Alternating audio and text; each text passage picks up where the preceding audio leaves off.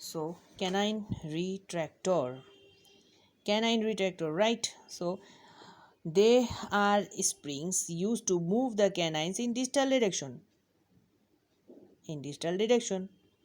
ঠিক আছে, এরা অবশ্যই ডিস্টাল ডিরেকশনে মুভ করবে ক্যানাইনকে।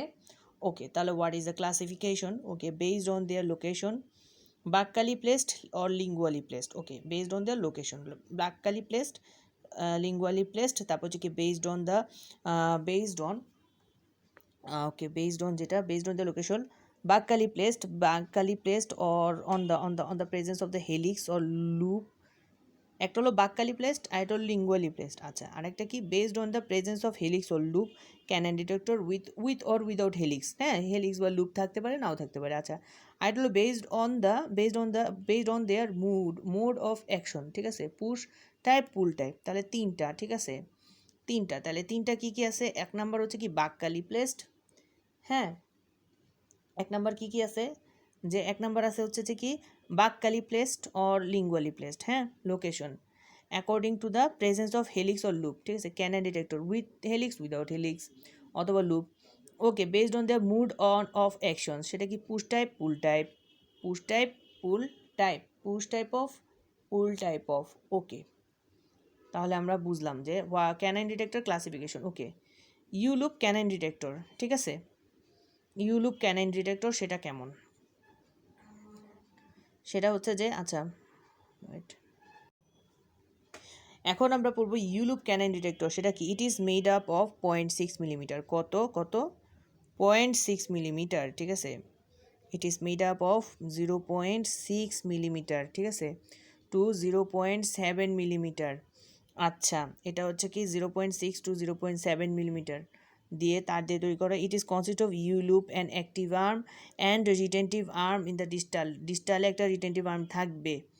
ওকে, the mesial arm of U loop bent at right angles. হ্যাঁ, mesial arm of U loop bent at right angles, mesial arm যেটা সেটা এটা bent of right angles and adapted around the canine below is mesial contact point.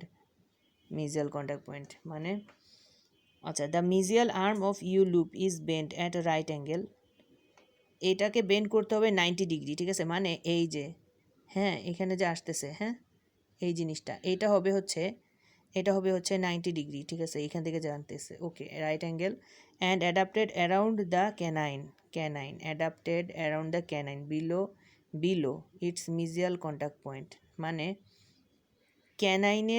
ক্যানাইনকে তো যাবে, তো below its মিজিয়াল, তাহলে ক্যানাইনটা ধরলাম হচ্ছে এটা এরকম। হ্যাঁ, ক্যানাইন,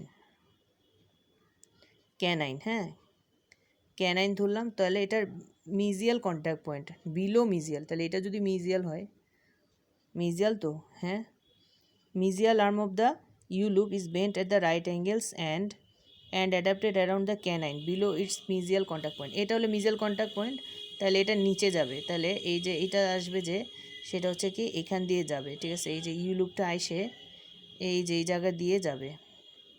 ওকে, হ্যাঁ, and adapted around the canine below its mesial contact point. Okay, আমরা উপরেরটাই বেশি করি, আমরা জেনারেলি এই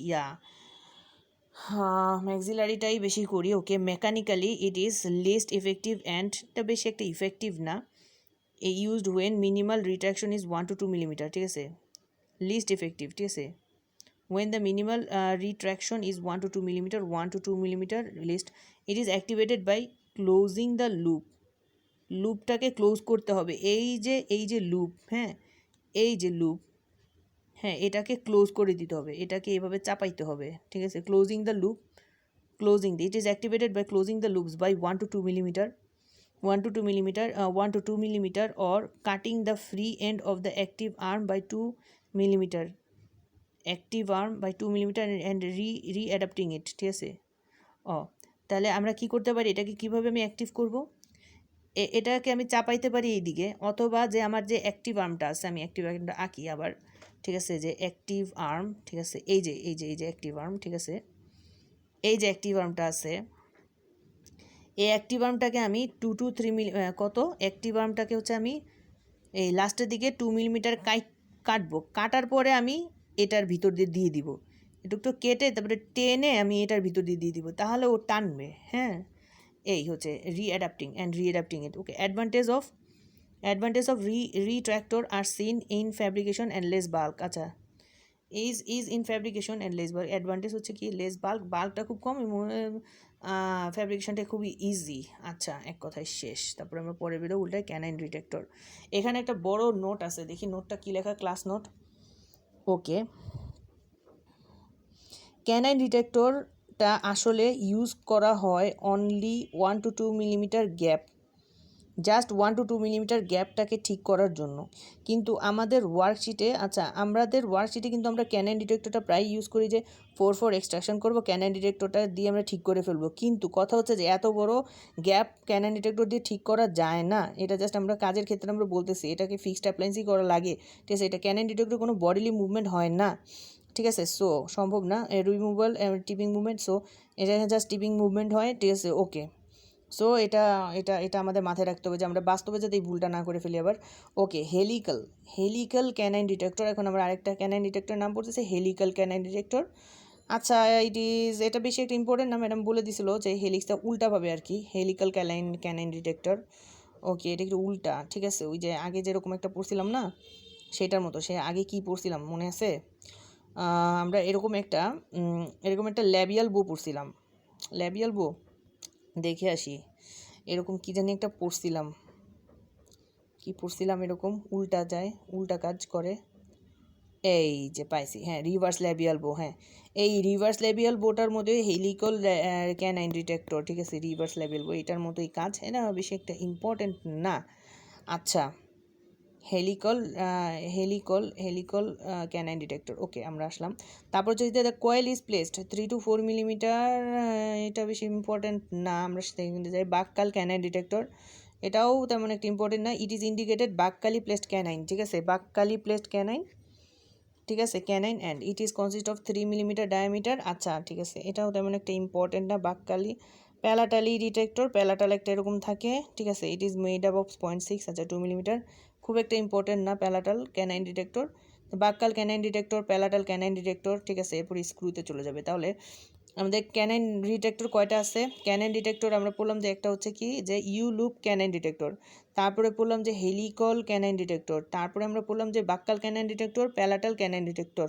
ওকে, এরপরে যেটা আর চলে যাব সেটা হচ্ছে কি স্ক্রু। ওকে, স্ক্রু হচ্ছে কি এক্সপানশন স্ক্রু কী ধরনের এনকরেজ দিবে? রেসিপ্রোকাল এনকরেজ দিবে।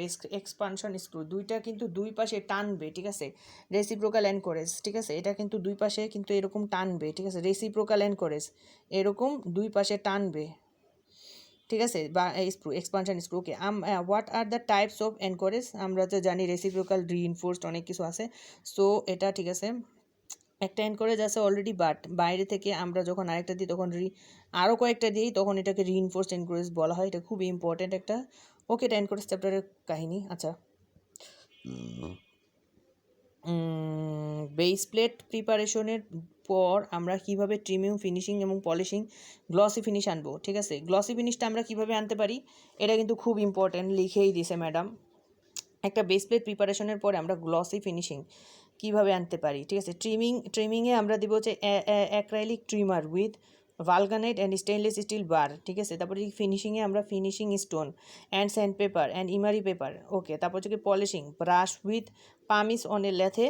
আর হচ্ছে গ্লসি ফিনিশের জন্য আমরা দেবো উলেন ওয়াপ। ওকে, ট্রিমিং করবো কি acrylic trimmers with vulcanite and stainless steel bar. তারপরে ফিনিশিং করবো হচ্ছে কি ফিনিশিং স্টোন অ্যান্ড হচ্ছে কি যে 2 নাম্বার পড়তেছি, ফিনিশিং করবো finishing stone, sand paper and emery paper. Polishing করবো আমরা brush with pumice on a lathe. আচ্ছা, আমরা গ্লসি ফিনিশ আনবো উলেন স্টাফ দিয়ে। সো আমরা এই লেকচারে কী বললাম, আমরা এরপরে শুরু করবো হচ্ছে বাইট প্ল্যান্স।